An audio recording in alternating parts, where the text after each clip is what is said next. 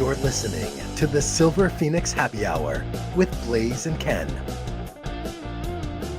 And now, Blaze and Ken. Hey everybody, welcome to the Silver Phoenix Happy Hour. I'm Blaze. I'm Ken. Hi, Ken.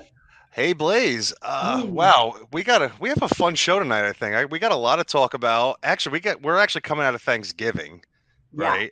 Yeah. And I'm curious, how did you wind up celebrating the holiday? 4 hours on the road in traffic. That's the negative. We'll get that out of the way Of right away. course. It was crazy, crazy traffic. But once I got there, it was so nice. My family, my Aunt Donna, I said, the best cook in the family.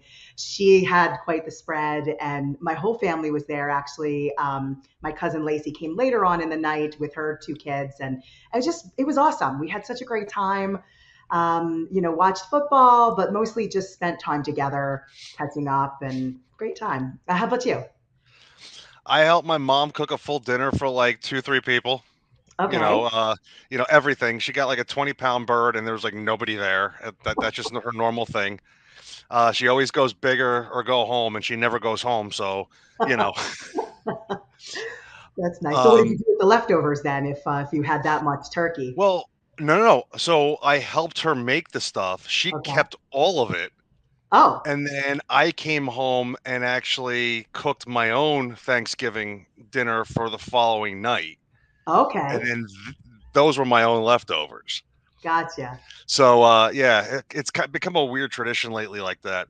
Um, but yeah, no, I like to repurpose a lot of stuff. I got an Instant Pot a couple years ago. One of the major things that I use it for is for making stock, and I made an incredible turkey stock for a soup Hmm, that's actually cooking, I think, right now. nice. And I'll be I right repurpose. over. Good. It'll only be a 3-hour drive. Don't worry about it. Oh my gosh. Yeah, no kidding. And then I repurposed a lot of it and made a take on a shepherd's pie, where it was I shredded up turkey, put some seasonings in there, some vegetables, and then layered it with stuffing and mashed potatoes and baked it. And it fantastic, actually. Sounds really good. Shepherd's pie always reminds me of like the school lunch cafeteria. The Catholic school I went to, we had shepherd's pie a lot. It was like shepherd's pie and pizza, and I don't know. I just remember certain dishes. That was one of You them. obviously had a better school than me, because growing up in a huge school system like Clifton, the food was like ridiculous and simple. I remember the biggest thing that everybody loved was the day that they would do pierogies, and I like Mm, pierogies, but man, they were not fried, yeah. and they sat in a container that thick of oil, and all it was just oil dripping out when they put it on your plate, and I'm like, okay, I don't know Okay. why everyone raves or loves it, but I get it, I guess. Speaking about stuff that's stuffed, like the pierogi, for the leftovers, my aunt was super clever this year. And I don't know if she did it last year and I just didn't take any home or have any, but she invited us all back over the next day, excuse me, the next day. And, um, and she made empanadas. I'm Oh, calling them nice. gobble gobble empanadas because it was pretty much everything that she had left over. It was delicious. There was gravy, there was turkey, there was some mashed potatoes, not like overwhelming amount. There was that little touch of cranberry sauce. So you had the sweet in one bite and then the extra salty savory in another. It was delicious. And she ended up frying them the night I was there, but she sent me home with a couple and I air fried them and they were just as good air fried, delicious, crispy, so good. So that's my new my new favorite after thing. Actually, in general, I'm going to try empanadas with a lot of different dishes now, just because I don't think about it. Was there any stuffing in there too, or was Yeah, it there just was. the? Yeah, Okay, yeah, because I'm like, that sounds interesting. Like, that's something I would probably wind up, experimenting with and trying to do, because I love cooking. I really love cooking and going outside the box or stuff. Actually, I wish Nicole was here now so she could hear this conversation. She could probably help. We're helping her set up more stuff for the future. That's what we're doing. absolutely. I think maybe you'll get your Christmas wish maybe in December. We shall see. Which, speaking of, it is December 1st. So crazy how November just flew on by. Yep. Lots of birthdays. And happy birthday to all my friends who celebrated birthdays in November. And just it was a great month. But I feel like now that Christmas is here, it's like, all right, we have 25 days. Well, Hanukkah too. So you have Hanukkah, Christmas, Kwanzaa. You have all of those holidays coming up, and that Yeah. means a lot of gifts. I don't know if you did any Black Friday shopping. Not Friday, but Saturday. Yes. Okay. So I co-wrote a book back in the Yes. day in like 2011 called The Most Well-Traveled Squirrel in the Whole Wide World. Hence why I'm drinking some blind squirrel today. But it's come back out again because it's a series. And the first book we had in Barnes and Noble and QVC, it was really exciting. My co-writer Andrew Romano is coming on today. Voiceover artist, he's a financial advisor. He's an all-around really good guy. He does a lot of charity work. He just came back from a trip to Jamaica. But we're going to talk a little bit about the book, or I'll let him do most of the talking about the book. But it was exciting because it came back up online and it's now for sale on Amazon, ebook and the hard book, and it's just super exciting. So, so we'll see what he has to say about it soon. Hey, listen, I might have to hit him up for some financial tips and tricks there. So, Yeah, maybe so. All right, so let's get into the toys before we bring him on. So let's talk early 10s, 20s, 30s. What was the popular ones? Do you remember which ones would have come out that were the big hits of the decade? oh my God. I mean, I wound up going through a couple of things like around our era, like when we were born. All right. And I Well, know, I do remember, not remember personally, but I do know this from doing research. The rocking chair, like a wooden rocking chair, that would have been the 10s, 20s, 30s, let's just say. right, right, right. Toy trains, Wait, I'm sorry, say it again. toy trains, Oh yeah. dolls, of course. Like I'm Hmm. not sure when Raggedy Ann came out, but I had one of those that was like passed on in my family. Yo-yos, that was another one. Of course. That was definitely in that decade. The 40s would have been Legos, huge. Yeah. And people, I mean, I see the kids playing with Legos now. There's Lego World, and there's, it's Well, really expanded. well, you got to remember too when that company first came out, it wasn't the Legos that we thought of. They were actually made out of wood. Right. You know, it wasn't until later on where they actually switched over, and I think it became like a big, an easier production fix for stuff too. Right. Absolutely. Then the 50s, we had the Barbie, which I think we're going to actually have an episode where we talk about the life of Barbie, because I think when We you look have at to. the research, it was wild, some of the things that we found out about Barbie. You and I Um, went down a very weird rabbit hole during pre-production, just we discussing did. Barbie. It was bizarre. We did. It was very bizarre. And I'll let you take it over after this. The 60s was G.I. Joe. 60s, Um, yeah, GI Joe. We had the Easy Bake Oven. Etch a Sketch. Um, Etch a Sketch, a lot of games, Operation, Yeah. Twister, Battleship, Hot Wheels made its Mm. debut. Chemistry labs were big. You know what? That's a dangerous thing to begin with because I remember having one when I was a kid, and that was back in the '80s. And I still, even back when I was a kid, I was like, wow, they let us have this stuff. Yeah, no kidding. And now we're getting into the 70s. Since we're going into that, let's introduce our guest. Let's see what he has to say too about some of these toys. Maybe he can give us a little, sit in with us on this. But let's introduce Andrew Romano. Welcome, Andrew. Hello. Hi. I'm well. How are you? Good. This is my co-host Ken. This is my Okay. co-writer Andrew. Listen, I'm excited. I've heard a lot about you. I've been Oh friends with boy. Blaze for a while, and she's been talking about this book for so long, and the collaboration between you guys. And I'm really excited to get into the meat of it later in our interview to talk about how the book came about and everything. But first off, thank you for joining us today. Absolutely. Yeah, I'm putting you on the spot because I know you weren't prepared for toys. But since we discussed it, or started talking about it, maybe this is more your genre too, in terms of ages and things like that. Once we get into the 70s, 80s, 90s, so Ken, take it away with what the big ones were in the 70s, and then Andrew, if you want to jump in, any thoughts on these? Well, we had started off in '70. We had the Light Bright, which I Yep, think a lot of us probably had. definitely. And Uno, it just made that into the Toy Hall of Fame, I believe. yeah, you're right. You're Yeah. absolutely right. Um, Hippity Hops in '71 and Uno in '72 and walkie talkies were huge in '73. Tonka toy trucks, Connect Four was huge. The Pet Rock was Mm. big.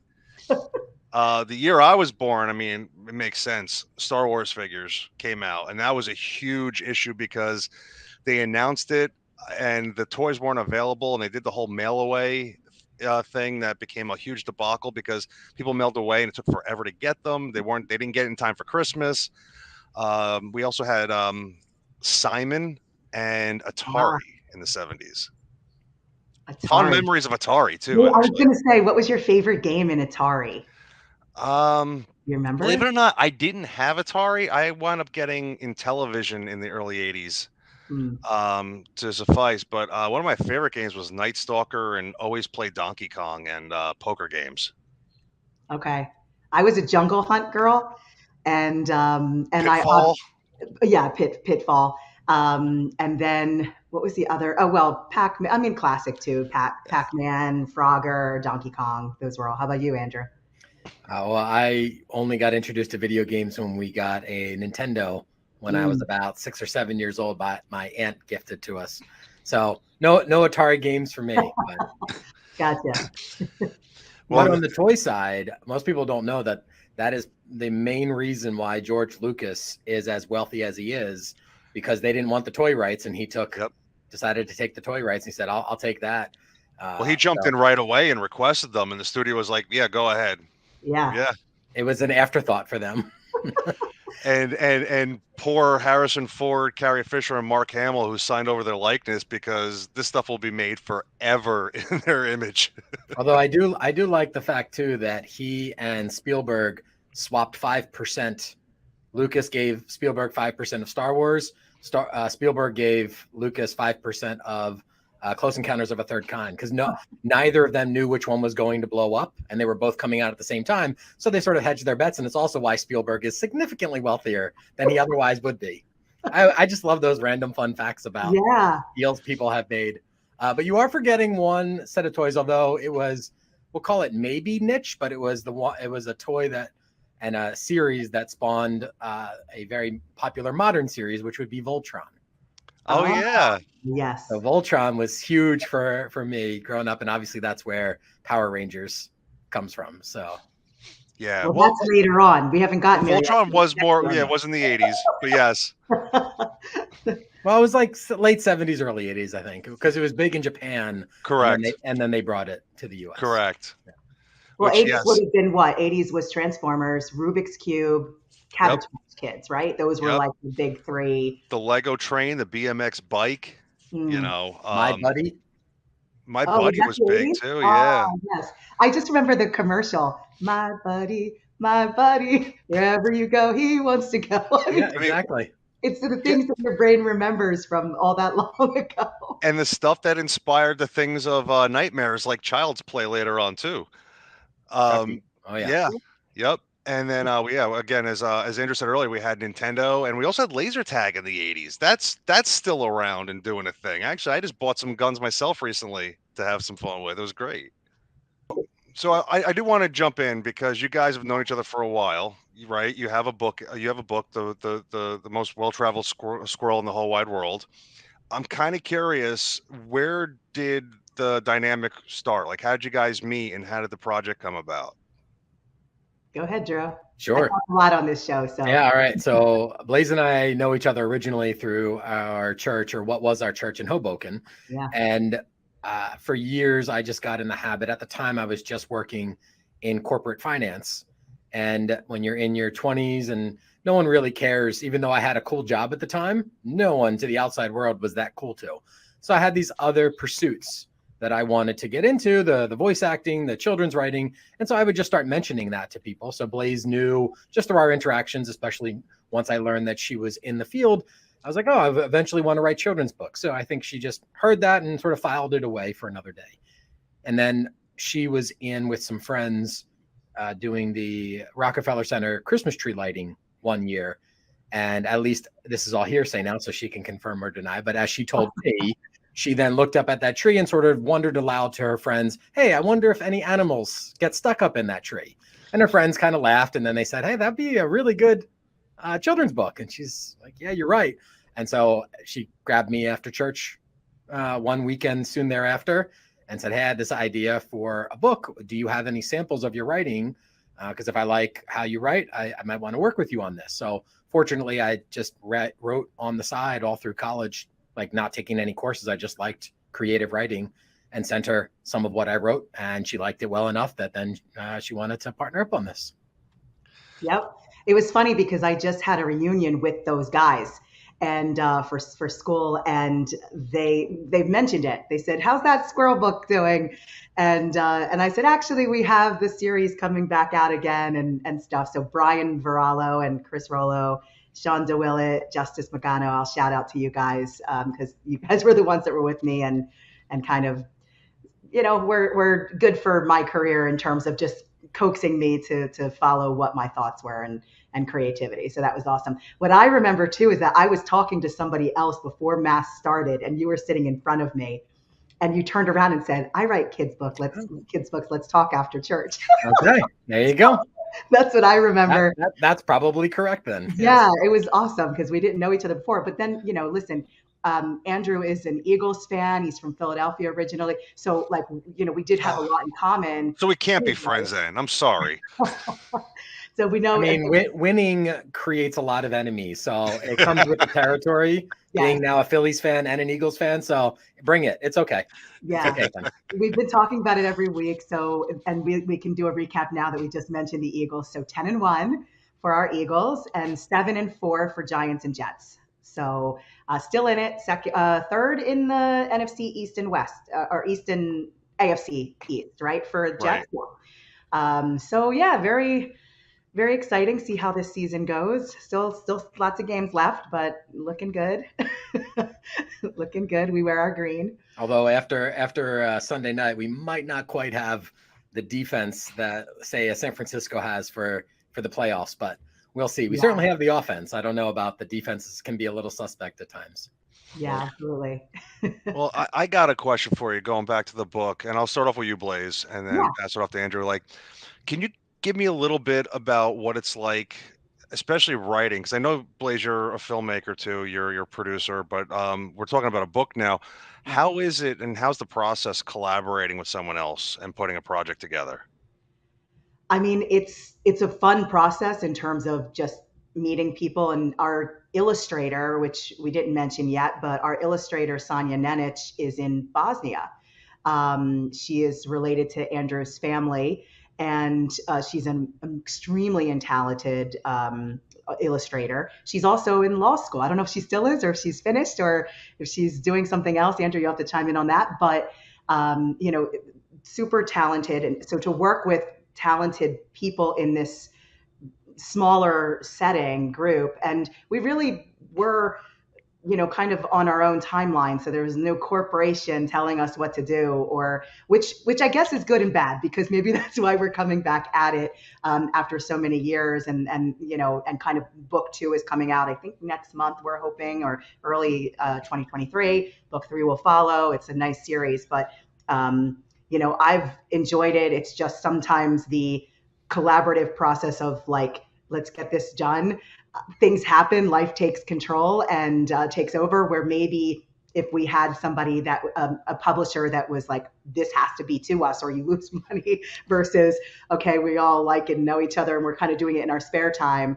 That's the only thing maybe, that I would do different moving forward. And I think that's what we've been kind of discussing, maybe to put the fire under us, blaze it up, I guess. So, yeah. What about you, Andrew? How is it working with her?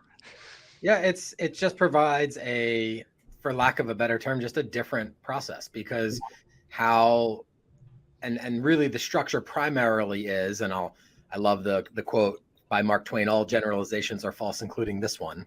So generalizations being what they are, in general, Blaze will come to me with sort of the story arc, sort of the bones of the story.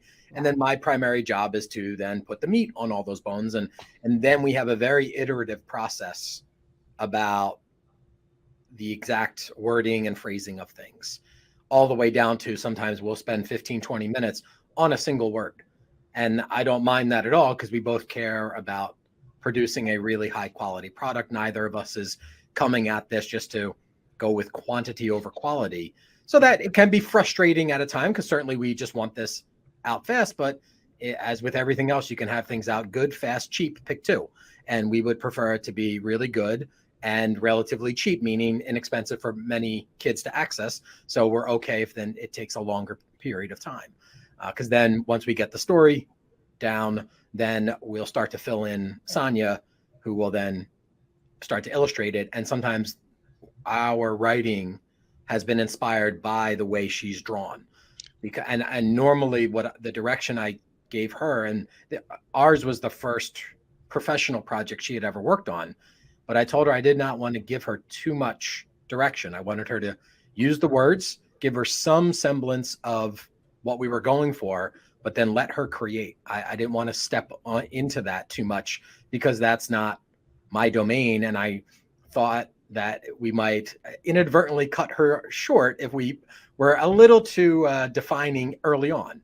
But now that we've gotten to know each other and certainly what talent she has, we were both pleasantly surprised, let's say, when she came back with the first drawings, that then it lit our creative juices on fire as well. Yeah, I think it was nice too that we had a formula that we kind of went not into it exactly, but that kind of grew within that first book of, okay, you know, we have these characters, he's going to do this and he's going to do this, and you know, and we can carry that into every book. So we have the formula going into it. It was picking the places, and we did go to a lot of schools. It's just a really cool thing to do, and then it's educational as well because we always incorporate some kind of learning element. So for us, we do see it bigger as an animated series, 100%. Like that was, in my vision, that was the first thing I thought of. But you know, animation costs a lot more money than the book to get done. So we'll see, you know, it's fingers crossed. We're just kind of moving along nicely, and who knows what can kind of, the sky's the limit for Tommy the squirrel. So. Well, Andrew, too, one of the other things. So you guys have written this book together. Like, have you actually done anything else outside of this too, as a writer? As a writer, I mean, I'm working on a lot of other projects sort of all the time. None that have been, we'll say, as successful or viable yet as our Tommy has been. But yeah, I'm working on, so a lot of what I do day to day is as a financial advisor and coach. So I'm working on some elements around children's education on that front. Mainly because when people talk when in the realm of money, it's always about financial literacy. But my contention is that I want to go more for financial fluency. So I'm actually working with another sort of health coach right now to come up with some languaging and maybe a different kind of series more built around educating children on some of the basic tenets of money, because that's certainly a topic that none of us really ever get access to, even at the high school or college level. And so I'm thinking of figuring out how best to combine the passion for writing and my skill of being able to take really adult topics and make it accessible to a 5-year-old. Because my guess would be if parents saw that in the bookstore, they might want to pick it up for their child, because sometimes, you know, we have a lot of shame around topics that we don't yet know a lot about, and we sort of can stay in the dark. So I've been bubbling on that for quite a while. I have a whole laundry list, Ken, of other books and movie ideas. And I joke that sometimes I think I'm not to sound too patting myself on the back at times, but I kind of joke that I'm a walking think tank. I just need to find a do tank and a money tank to then help get this all out there. I completely get it. I'm kind of the same way myself, to be honest. And I think Blaze can concur with that. Yeah, we all are.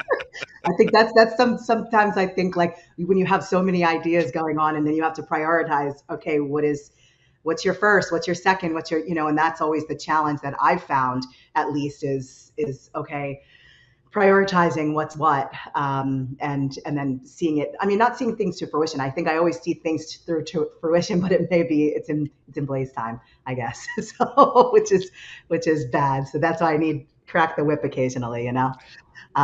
So I want to ask Andrew voiceover stuff. So tell me about the book, the audio book that you just did. Tell me a little bit about it, and then we're going to play a sample and listen to it. All right. So this was my very first audiobook project. Most of the voiceover work that I've done up till now, and I started doing professional voiceover work in 2007. So most of it has been trailers, promos, narrations. I once narrated the PBS documentary on the Flatiron Building. I did a promo video for a DC Comics release a couple of years ago. So I have some cool things out there that people would actually have either heard or be able to quickly look up on YouTube or on the PBS site in one case.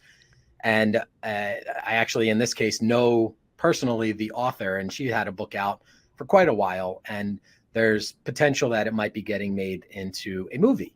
So she immediately thought of me and asked if I would be willing to turn her book, which she published, I don't know, 10 years ago or so, and turn it into an audiobook. And she would, just me knowing her would love to have my voice on it, since she didn't want to put her own voice on it. And it's a novel, not an autobiography. So I'm always someone who, while my brain immediately was saying, no, no, no, no, no, no, no, my mouth just said, sure. So I just dove right in, and I became then narrator. I did about 15 different voices for the novel. I then ended up producing it, editing it, all of that, figuring out how to get it up onto Audible. And luckily I have a computer science degree as well, so that came in handy. But then also we used a friend of mine who is a female voice actor, because she liked the idea of having the main female lead in the book be a female, because it sort of gives the audio equivalent of those pictures where everything is black and white, except maybe the girl holding the rose and then the rose is red. So it's just kind of cool, because I've never heard any audiobook where just one singular voice was different from the narrator and all the other character voices. So yeah, it took me a few months. Luckily, again, she was going for good and cheap, but not so fast. So it took me a few months to work it in with everything else, but it's been out now on Audible for a few months. What's the name of the book? Can you say? It's called The Shoebox by Lisa Mercado Fernandez, or as I might say it in my narration voice, The Shoebox by Lisa Mercado Fernandez. The wind blew Peter's windbreaker, whipping his long white hair against his face. He clamped a cigar between his teeth as he made his way slowly across the soft sand to the lifeguard chair that stood silhouetted against the evening sky. He raised one leg at a time to pull himself up the ladder, his feet twisted with arthritis and his knees aching. At the top, he sat heavily in the chair and rested his back against the faded white wood facing the stormy bay. He sighed as he lifted his cigar and inhaled. This was what he longed for. Time to himself, time to forget, and time to remember. The breeze felt different that night. He closed his eyes to the sound of waves hitting the rocks in the distance. The autumn wind blew his white hair, the chill stiffening his bones. Oh, now he could see her, young and beautiful again. He let the smoke of his cigar linger as he thought back over his life to discover how he'd come to this place, to this moment in time. And he remembered. He remembered everything. It had all begun with the shoebox. Very nice. So velvety. I was going to say I would totally fall asleep to that. I have a few friends that said I'm going to fall asleep to this thing. I'm like, okay, spread across. I'm happy to be your audible serotonin. So you were talking also about doing all the production work on it too, right? I mean, because I got to give you a lot of credit. I've done other shows in the past, and some of the stuff we would do is we used to do a lot of like comedy sketches, and I mean I remember producing stuff where like I would do like 4 voices in it, and then break everything down, edit it, layer it, and I mean I could get like a 5 to 10 minute sketch down to a science in a couple hours after I was done. But man, I could only imagine what you had to go through to do an entire audiobook, like how long that whole process had to be. Yeah, and I tracked this because I wanted to also be curious about it. And it was my first time through, so I was just using Audacity, but Audacity can do a lot of things. But the audiobook in recorded time is 9 hours total. It took me 18 hours worth of recording for all of my parts. And then the total editing and everything, probably all inclusive, about 80 total hours of work. Because it just took a while for me to sit with the female actress, get her recordings. And then I had to match that up, timestamp, and make sure I took out because I would initially record her parts just so I had it in, and then go back and take her recording of just her parts and then copy paste one by one and make sure the pacing was right, make sure the microphone sound was right. Because the last thing you want in listening, and I love audiobooks. I'm very much an audio learner, more so than visual or kinesthetic. And I did not want the audio narration itself or the voice or the audio quality to distract the listener. I wanted to, just like, hopefully, my voice is very nice to listen to. The first thing that would distract you is if her voice comes in and the tone is off, or the volume or the pitch or all that. So I spent a significant amount of time. Also, it's a book by a friend of mine, so I wanted it to be as perfect as possible. So I definitely more or less wasted, if you will, not wasted, but spent a lot of hours on a few select parts just to make sure it was perfect, and re-recorded things, had Fane, the female actress, re-record some things, much to her chagrin. But in the end, the author, I just saw her over Thanksgiving, and she said already it's her own book, and she got to listen to it as we were developing it. And we released it 2 months ago. She's like, I've already listened to it 5 times through. So, hey, that's all you can really ask for if the author is that in love with the recording. That's one of the best things, I think, is when you write something for someone else or do something for someone else that's creative, whether it's a portrait, somebody who's an artist, or whether it's, I remember doing The Nobleman, which was a period piece that was about a real man's life. And when he read it and cried and told me he cried, I mean, it was so moving, and felt like, okay, didn't the money that I made for it or whatever, the future to it, didn't matter as long as he was happy with it. And I'm sure that gave you, since it was a friend of yours too, a lot of, touched your heart for sure. Yeah, and initially when I sent her the first few chapters, it brought her to tears, because to have a story that is so beloved to her, and to hear that come to life, as she put it, I just know it was a very emotional process for her.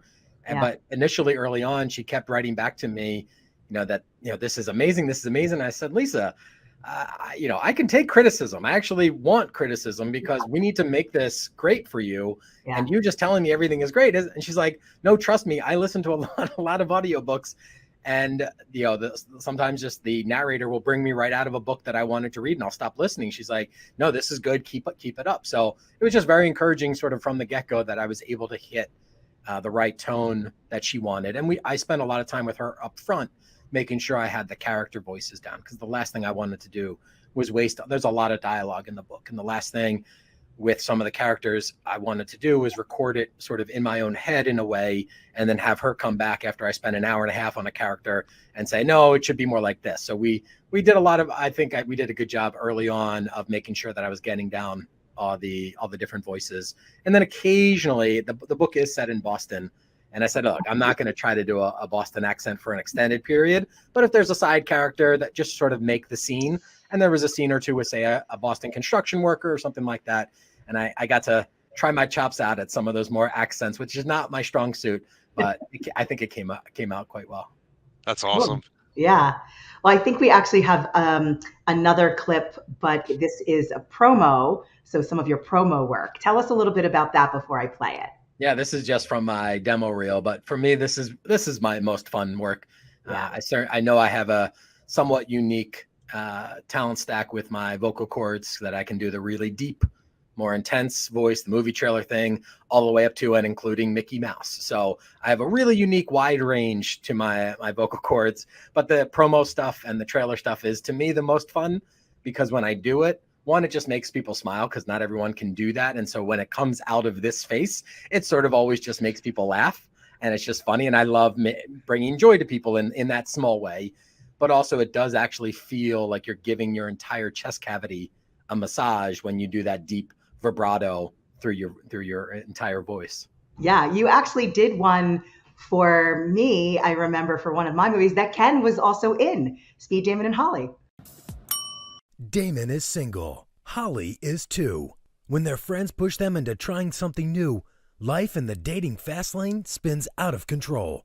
Will it be a match made in heaven, or will all hell break loose? Silver Phoenix Entertainment presents Speed, Damon and Holly. All right. Oh, yes, exactly. okay. The trailer, yeah. Which Sonia drew, did some artwork for that as well. Yes, and Sonia did the drawing, exactly. So that's how you kind of mix it up a little bit. Okay, so here we go. Let's play the promo for you now. The season premiere of 24 begins now. Viewer discretion is advised. Fringe will return in 60 seconds. What do you think, I didn't know that was you. Yeah, I wish. Luckily, I do sound like the professionals that get paid a lot of money to do that, which is great because I'm like, okay, at least my voice sounds close enough, but I've not yet landed any of those big national gigs. Do But it is you also find fun. your I was like, sorry. Do you find yourself once in a while just maybe in the shower, just going in a world? So I used to do a lot of that in Hoboken when I'd be coming back. This is before I was a voice actor. I just was having, it was a fun party trick to do out at the bars or with friends. And I would be walking home at 1 or 2 a.m. and I would just be playing with it because I just enjoyed the instrument, if you will. And so, yeah, I would do things like coming this Thursday, coming this Thursday, coming this Thursday, and just be playing with it. And I always made sure that there were not too many people around. Not that I was embarrassed, but, you know, especially when you're talking this voice, you don't want, especially young females in the dark, being unnecessarily scared for, you know, and that's what I love about the voice in general, because you can take anything and make it sound incredibly intense and serious. So there's a comedian, Pablo Francisco, who does a bit on this. I think I do a better voice than he does, but he is much funnier about it than me. But he says, you know, something like, you know, little Billy went to the park. You're like, oh, Billy, go have a good time. But then if you go, little Billy went to the park, you're like, no, Billy, don't go. So, Yep. It's so true. Do you have a dream role that you'd love to do? Like, is there a movie or a TV series out that you're like, that is what I want to do? I would love to just do one Hollywood movie trailer, like the old school Don LaFontaine, truly the coming this October, and just something really intense, or a more national spot like the next on Fox. So if I got just one of those, I would die happy. That's Okay. awesome. I'm going to put in the air there, like the NFL, like for an Eagles game or something. That would be amazing. And you do know who used to do all of the NFL films, yes? Yes. Harry Callis. So, Yeah, Harry I Callis. mean, and now Liev Schreiber does a lot of them, and he has got a great voice for those kinds of things. No, not many people know he does those, but that would be cool if I got an NFL films gig. That'd be sweet. Yep, Harry Callis. He's definitely missed. Yeah. Going back to the audiobook, did you record all of the individual characters at once, or was it done over a progression? And if you did you actually have to go back to remember how you did those voices? So I went with just changing my voice on the fly and recording it sort of in a single stream. So my process was, ahead of time, I would have every chapter laid out of the character voices involved. And then, yes, for the ones that maybe show up in chapter 1, 2, or 3, and then not again until chapter 30, I created a voice key for myself, which was a separate audio file with me reading a part as that character. And it was all of a 1 or 2 second blip. But then that got me, I'm very much a mimic by ear type voice actor. You know, you give me someone to listen to or say, hey, can you read it like this? And I can almost on pitch get it right back to you in that way. So for me, yeah, it was just having that key, that legend of the different voices I was doing. And then I would just record it through. And then if certainly not if, but as then I messed up or too much breath, or I would just tap on my microphone like that, and your audience can hear that creates a significant audio signature, so that then it made my job easier as the producer going back to know, hey, where did I mess up? Because I would just have to look for the crazy large signature. You're looking for the ping levels. Yeah, rather than having to listen through to the end. So the first time I did a chapter, it took a lot longer because I did not know or think to do that. And then I was doing it in a way. And then, of course, me being the dullard that I am, it took until I did one of the first chapters with Fane, and she just naturally, when she messed up, she just tapped on the microphone. I'm like, oh, that's a much easier way to do that. Yeah. Yeah, that's great. Do you have any processes that we always ask everybody one question? We say, if you could give a piece of advice to anyone that's just starting in the business, whether that's for voiceover or for in the creative endeavor for writing, what would it be? And also if you can incorporate a little bit of, what your steps are for keeping your voice healthy, because that's, I think that's so important and people forget about that. So on the voice side, go get a microphone and just get really used to, 1, recording your voice, 2, hearing your voice played back, and 3, getting at least somewhat facile with whatever software you choose, be it Audacity, GarageBand, etc. A lot of people that want to get into voice acting, or at least like the idea of, hey, I can get paid to talk, they don't learn what instrument they have in their vocal cords.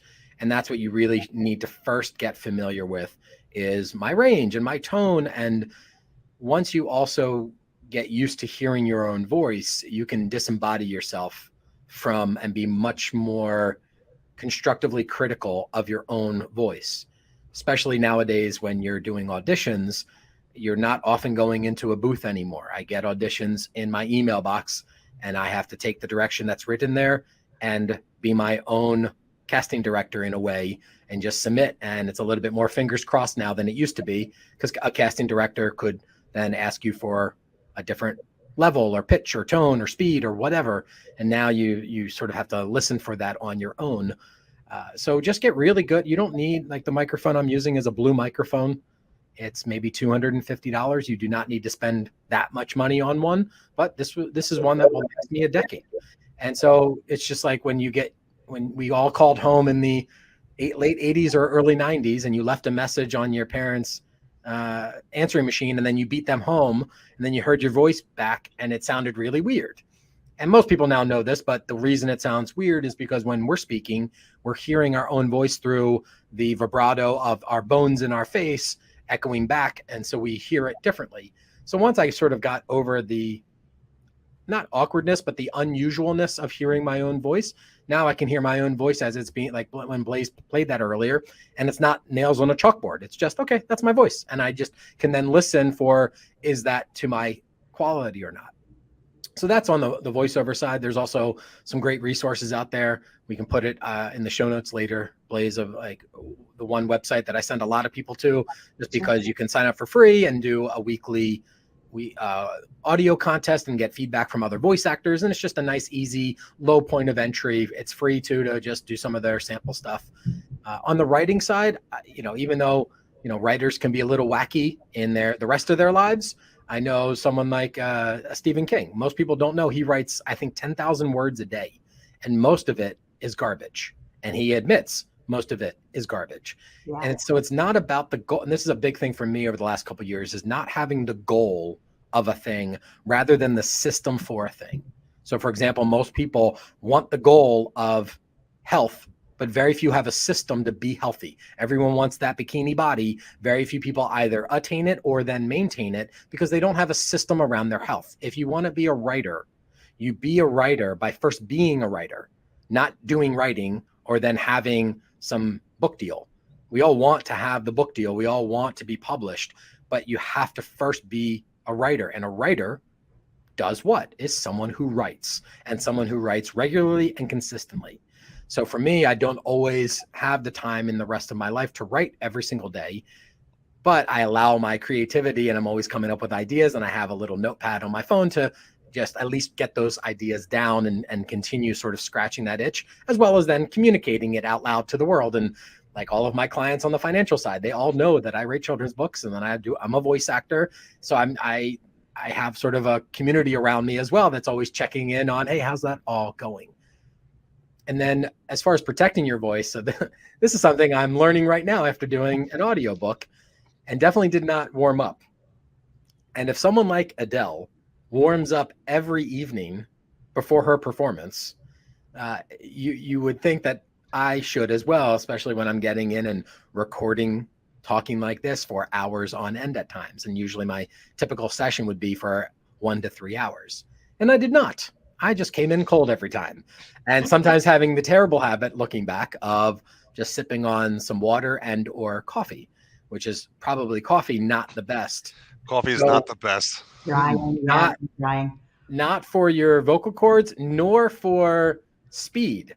Because then you just tend to speak at maybe a 2.0 New York speed, and maybe you're a bit more at this pace, not coming back down to this pace, and then allowing the user, the listener, to bump it up to 2.0 speed. You should not be the one presenting it. That works for us New Yorkers. It does not work for most other listeners.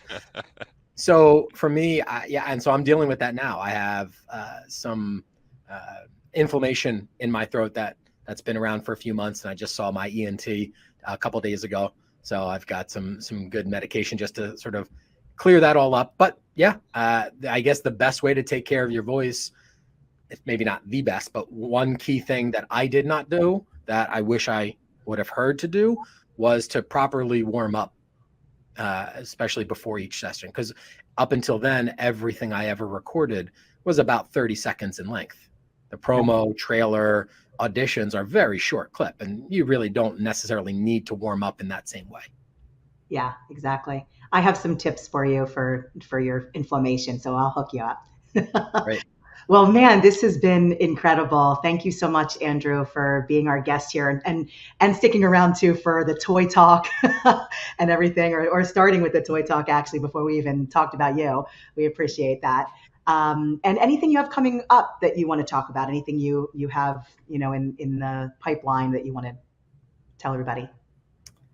Let's see, on the creative side, no, I mean, we'll have, book number 2, hopefully coming out soon. Book number 3 is written. We're just working on then, finalizing some of that stuff. So that'll just be fun and sort of in the works. And then I'm working with, I think I mentioned earlier, with a friend of mine, at least for now, where the title we're working with is called Real Fluency. So we're going to combine Instagram Reels with then having some characters in different countries and socioeconomic backgrounds become, instead of pen pals, more like real pals. And so real being a play on words between REEL and REAL. And so it'll be a way for, at least to the young adult crowd, to teach them things like financial topics, but through the lens of not just a book, although we're going to work on that. It'll be through some of these shorter, as we know, we all have the attention spans of gnats and goldfish. So in that more 20 to 60 second clips, we'll have these characters exchange reels with each other to teach each other about, things like money, but also just, topics of the day that might be a bit more relevant to a young adult set that maybe aren't quite as prevalent as we would like them to be on things like Instagram and TikTok versus a lot of the other mental garbage that's currently out there. Yeah, absolutely. Well, I want to let everybody know the most well-traveled squirrel in the whole wide world is available on Amazon right now. Makes a great Christmas gift with the holidays coming up. I mean, I'm not saying go get it, but I'm saying go get it. All right. I want to thank Andrew for hanging out with us. It was definitely a pleasure and honor to finally to get I got to put a face to the name actually. Finally, it was really cool. Yeah. Likewise, I thank you guys for having me. You both have much better backgrounds than I do. Fortunately, but the way my office faces, it faces out to the Hudson River, so it does not provide great backlighting, but at least this blank wall does. Ken, does Deadpool want to say something to us? Oh, I don't know. Let's see. Hold on a second.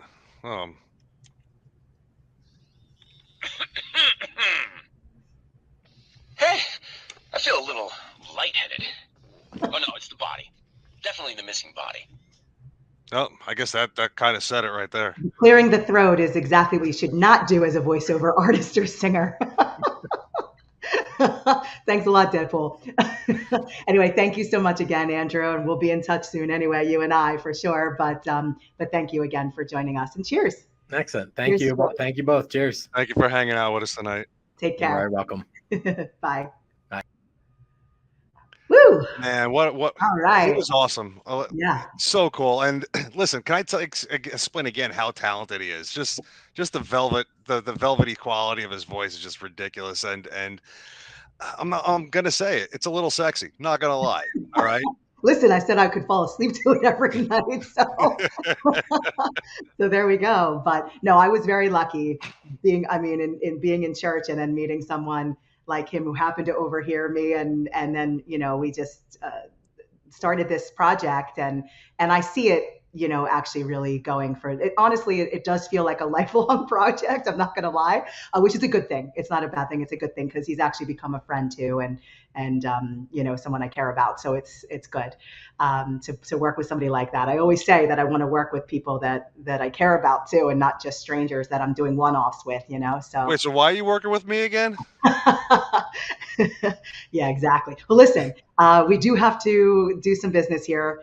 in the kitchen with Nicole and talk about some gadgets that she may have for us in the kitchen to use. So let's roll that clip. What's up, Ken and Blaze? Happy holidays, happy December. I'm back in the kitchen because we're talking about toys today, our favorites, and what better time to share some of my favorite kitchen gadgets. First up, I have to say that the Iwatani kitchen torch, which attaches to good old-fashioned butane. Did I just say good old-fashioned and butane in the same sentence? I did. This is where it's at. I use this to torch bananas. I might use it to garnish, I don't know, like a candied orange slice for a drink. It's just super fun and I never get tired of it. Never mind making your own s'mores. 2, a microplane. This is going to be perfect for zesting lemons. I like it when I'm cooking with garlic to get it to that like melt in your mouth texture. You will not regret this investment. A little boring, but if you have the strength to squeeze the bejesus out of lemons and limes like I do, why not just squeeze the juice directly into a measuring cup and strain the pits and the pith with a little tiny strainer? How cute is this guy? And that's wire mesh. Okay, who's ready for some balls? I mean, meatballs. This is a perfect little scooper that you can also use, of course, for cookies. Perfect this time of year. You'll get great uniformity, whatever you're using this for. I will say, last but not least, you can kind of see it in the background, my Breville countertop oven. I know it's not a gadget, it's an appliance, but I can't say enough about it. It does slow cooking, air frying, roasting, broiling, toasting, and of course, cooking those cookies to perfection. So whether you want to spend a little or a lot this holiday season on someone who spends a lot of time in the kitchen, those are some of my ideas. As far as favorite toys, who doesn't love a Cabbage Patch doll? Go find one of those for someone special too. Ken and Blaze, happy holidays. Can't wait to see you very soon. Back to you both in the studio. Nicole and that ball scooper, I'm telling you. I had some images in my head, and luckily it's not what I had in my head. So I do want to thank Nicole for that and kind of bringing everything full circle, going back to the gadgets and toys for the holidays. So yeah, listen, she had the torch ready to go. She had the ball scooper. She was. I would do that for melon as well. I think just melon, it's pretty cool. Ice cream, sherbet, the whole works. Too many jokes still floating around in my head. I know. All right, so back to the toys. Let's finish up this segment. So 1990s, we had the Furby. Oh yeah. I don't know if you've seen now. My goddaughter the other day I saw in Hoboken. She got for her birthday some kind of, I'm blanking on what it was called, but it was a cauldron, and it was this stuffed animal, and you literally do like.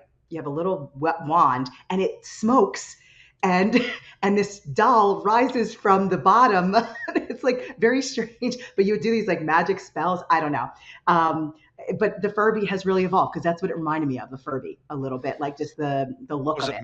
Was it Magic Mixies? It was Magic Mixies. Thank you. Yeah. How do you know about Magic Mixies? That's what I want to know. The power and quickness of Google. Yes, there we go. Magic Mixies. Yeah, it was really interesting. But I believe my niece actually has one too. Yeah. Yeah. It seems like it's the rage this year, so yeah. I don't know. But all right, so we had Furby, we had the Power Rangers, and we had the Teenage Power Rangers that kind of came into the 90s from the 80s, right? And Andrew actually kind of helped us out earlier too by explaining, Voltron was the predecessor to Power Rangers, essentially kind of the same thing with the lions initially, and then the automobiles or the vehicles later in the later seasons. Actually, that wasn't for Transformers. No, Voltron. Well, I thought it was separate things. Okay. No, Voltron was the 5 lions that would come together to make the one robot. And then as the show progressed, they actually went to vehicles too. It was like a helicopter and cars, and yeah, people kind of tend to shy away from that version, but yeah, because the lions were a little more traditional and I think super cool, to be honest. I was still playing with my Barbie dream house, probably.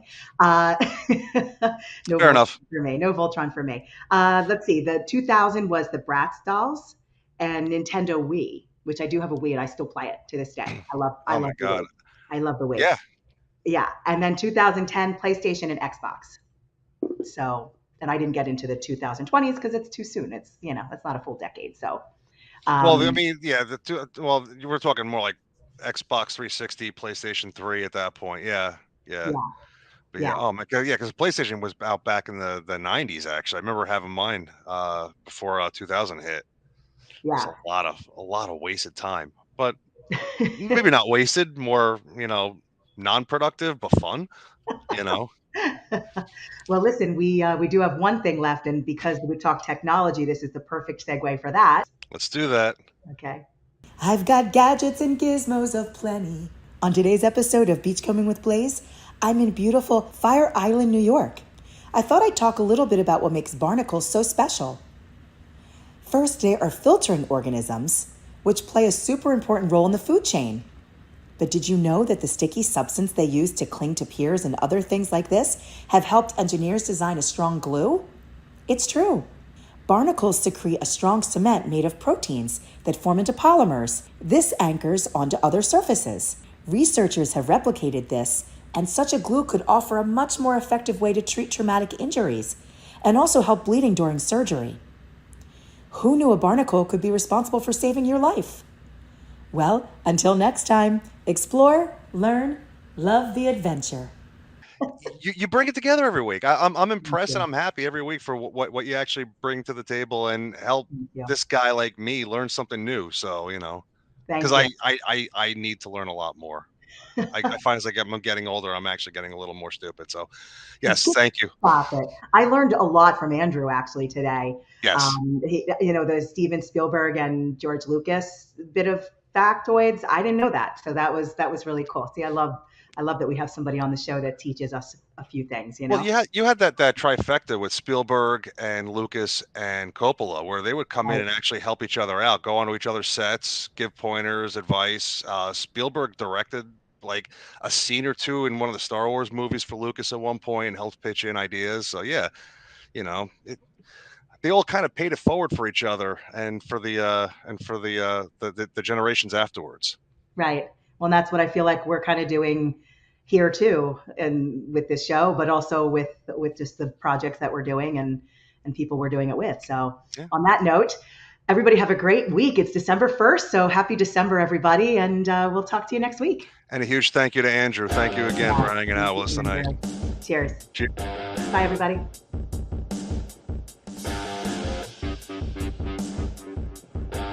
You've just enjoyed the Silver Phoenix Happy Hour with Blaze and Ken.